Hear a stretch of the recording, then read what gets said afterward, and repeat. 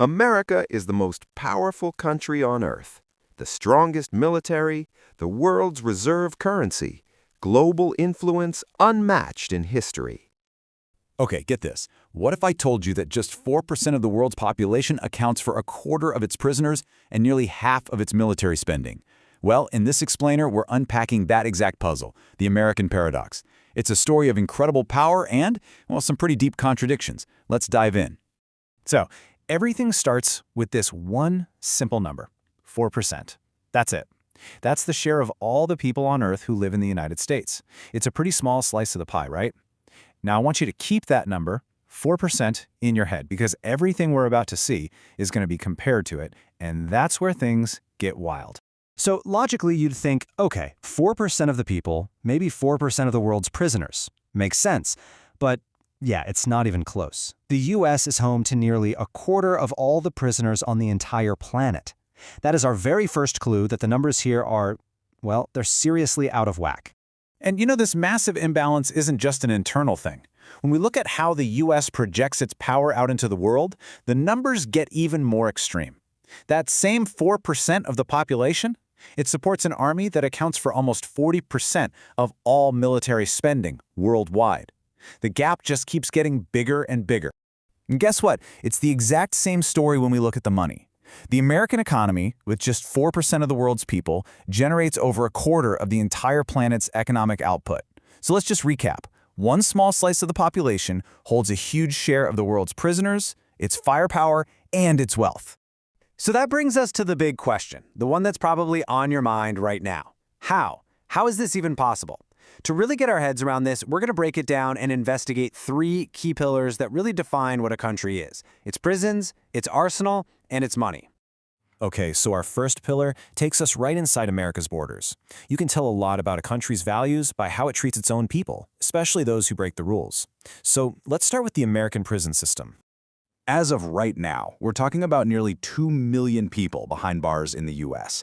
That is a staggering number. But the really key thing to understand here is that it's not one single system. It's this enormous, complicated patchwork of federal prisons, state prisons, and thousands of different local jails.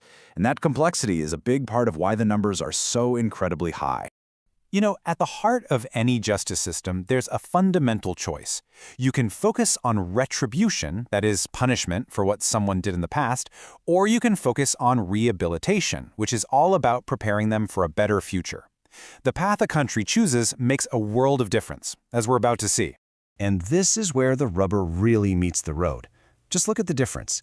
The US model is focused on retribution. The result? A sky-high incarceration rate, and an unbelievable 77% of people get rearrested within 5 years. Now look at Norway. They focus on rehabilitation. Yeah, it costs more per person up front, but their reoffense rate is just 20%. It really forces you to ask the question, which system is actually working? Okay, so that's the story of maintaining order inside the country. Now let's switch gears and look at our second pillar, how the US projects its power and maintains order outside its borders. This is the story of its arsenal. I mean, wow. Just look at that first bar. We're talking about nearly $1 trillion.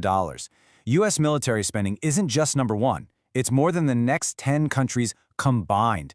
It's not even in the same league. It's playing a totally different sport. So what does all that money buy? Well, for one thing, it buys influence, a lot of it.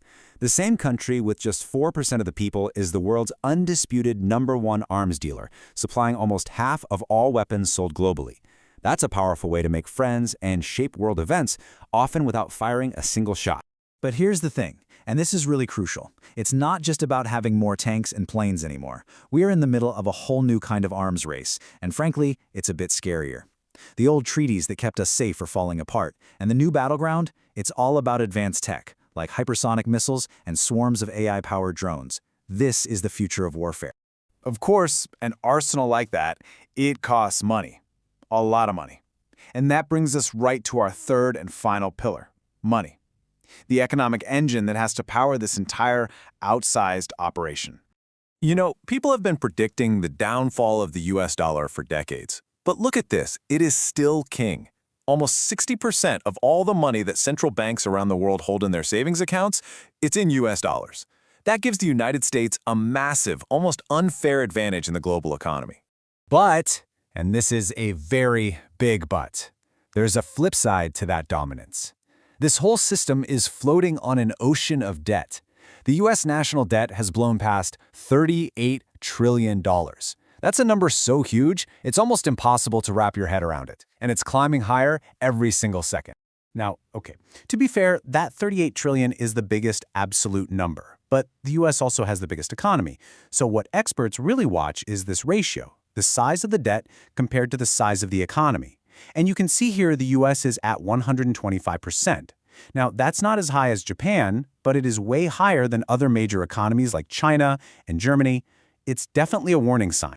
And all that economic power we talked about, well, back home, it's not being shared very equally. This number you see is from something called the Gini coefficient. It's basically just a score for inequality.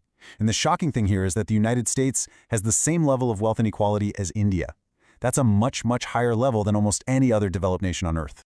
Okay, so we've looked at the prisons, we've looked at the arsenal, and we've looked at the money. What happens when we put all three of these pillars together? What does this whole picture really tell us about the American model and, well, whether it's built to last? So, how do you actually measure a country's internal health? Well, one way is this, the Rule of Law Index. It's basically a report card for things like protecting fundamental rights and having a fair justice system. And this, right here, might be the single biggest piece of the paradox. The world's greatest military and economic power ranks 27th. It's lagging way behind all of its major peers. That shows a profound disconnect between America's power in the world and the health of its society at home. And that quote really nails the core tension we've seen everywhere, right? Across all three pillars, there's a clear pattern. The American model relies on a high-cost, high-intensity strategy for everything, from its tough prison system to its massive military to its high-debt economy.